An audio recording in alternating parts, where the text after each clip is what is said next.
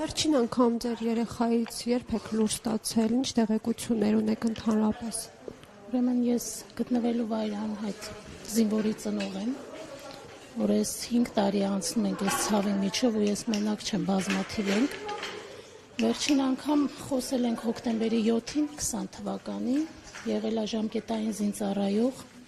ընդ որում Հայաստանի Հանրապետությունը, ոչ թե Ղարաբաղում,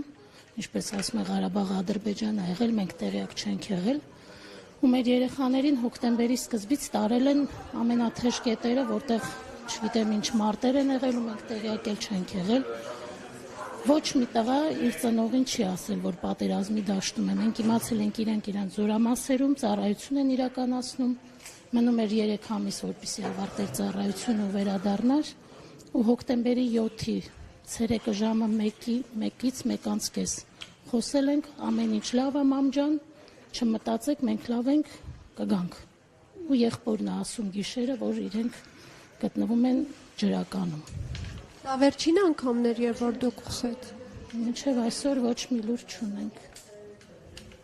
Իսկ այն մարդիկ, ում որ դիմել եք, եւ հետո ես գիտեմ, որ դուք Ալեն Սիմոնյանի հետ եք նաեւ խոսել, ինչ են ասում, ինչ են ձեռնարկել, ինչ են արել այսքան ժամանակ։ Ի վերջո 5 տարի է անցել։ Դիմել ենք, բոլոր կառույցներին ենք դիմել, տեղ չենք թողել երևի, Կարմիր խաչից, կառավարություն, ազգային ժողով, բոլոր ծնողներով միասին, այդ մի քանի օրվա մեջ ոնց որ բոլորս գտանք իրար միասնական ուժերով, դիմում էինք բոլոր կառույցներին, բայց ասում են, եթե իմանանք որտեղ են, անհայտ չէին կոչվի։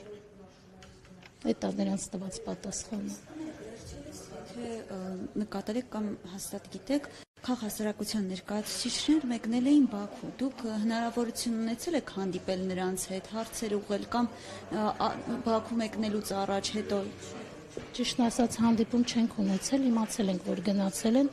բայց իրենք հիմնականում իմանալով գնացել էին գերիներին տեսակցելու, թե իրենց հարցով, անհայտ կորածների հարցով չգիտեմ, խոսել են, թե մենք էլ չենք հանդիպել, բայց ցանկություն կա հանդիպելու։